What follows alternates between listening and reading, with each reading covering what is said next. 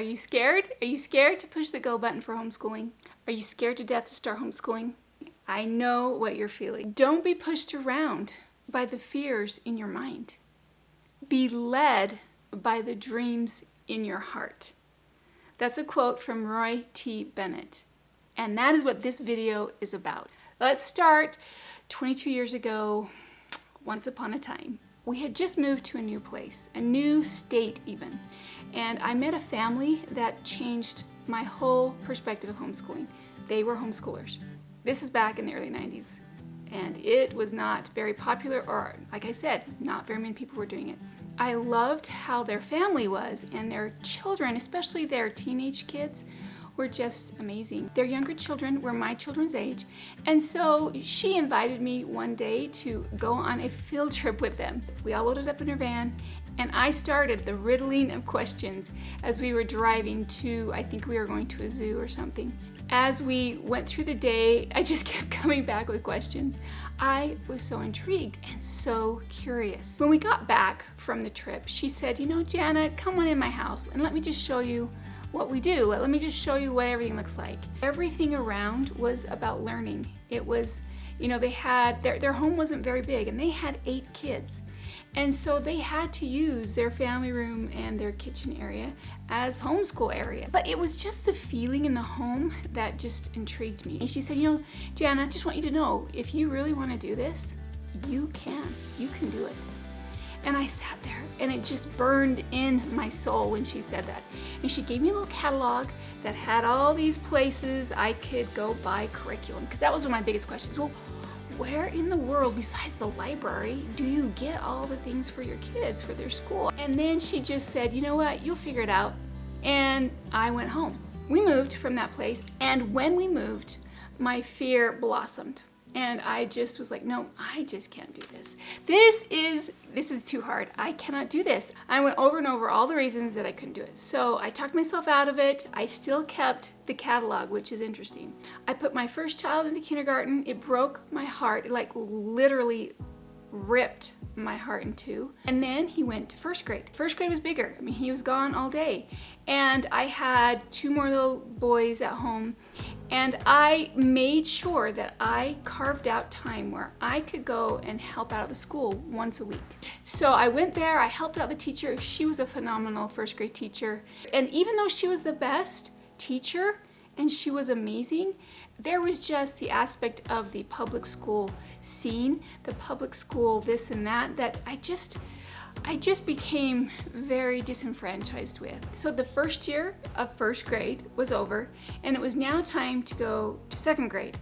And my second child was now ready to go into kindergarten. And as I went into this next year, it was more like, okay, I'm just gonna test this out a little bit more. I'm gonna see how my kids do. And back in my mind, it was homeschooling. Now, my son in kindergarten did okay. And then my second grader, problems really started showing up.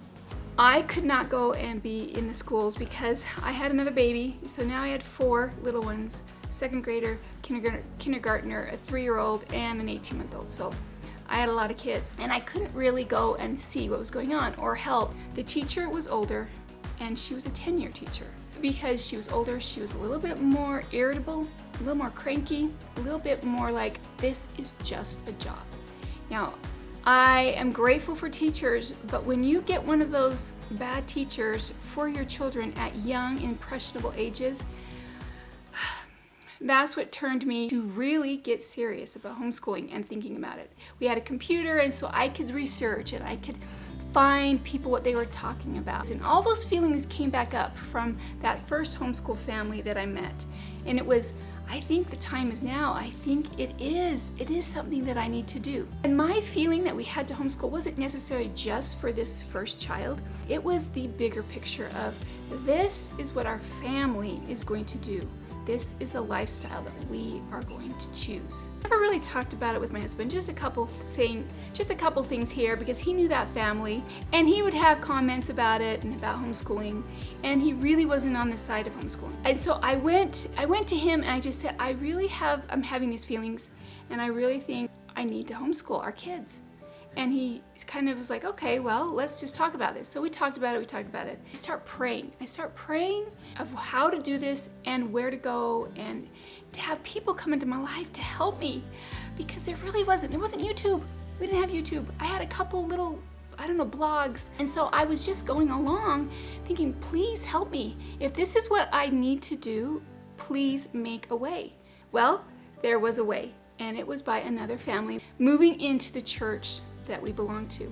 And they were only through the field from our house. I knew that this was a sign. This is somebody that I prayed for, and they had been homeschooling from day one, and their kids were the same ages as mine. So I was over at her house, and I was talking to her. I was asking questions again. I was looking for validation that I could do this. I had had so many experiences and feelings going on throughout the years, but I needed someone else to say that was like me, you can do this. So I really got serious. I started to say, okay, what are those objections that my husband has? What are the things that I'm not sure about? And so I really dived deep into figuring out how to solve those problems. And I came up actually with like a case for my husband of my case for homeschooling, and had all the objections and answers to those objections. I wrote it out on the computer, printed it out. Still, we just weren't on the same page, and I promised him that I would not do this unless he was on board with me. I was waiting for a trigger point, and it came. And the trigger point was this. There was a parent-teacher conference. So we go to the parent-teacher conference, my husband and I. We sit down. She started off talking to us about her favorite student in the class. So she talked a little bit about our son, just a little bit. And then she went back to her favorite student, and on and on and on. And my husband was sitting there, and he would ask questions, and he would talk to her, and in my mind, I'm just like, you know how you do that when you're just like, I'm not invested anymore. So we go out to the car, and we are ready to talk about this. I mean, I remember this vividly because it was the pivot of everything that changed in our family. And he said, I think we should do it. And I said, really? I'm like, yep, I think let's homeschool. So I was like, yes. And he felt the same thing in the parent-teacher conference, that he knew that it was more than just for this son, but it was for our whole family. It was something that we were going to change about how we lived our life and how we educated our children. Yeah, I was so pumped. And then, okay, wait a minute. Now what do I do? What do I do? Don't be pushed around by your fears. Don't let your fears direct your life. Be led and be guided by the dreams that are in your heart. If I can do this back in the 90s, you can do it now in the 2020s, which is so much more cool to do now, and there's so many more resources, and you have everything on your side to homeschool. And we'll see you on the next video. Doodles!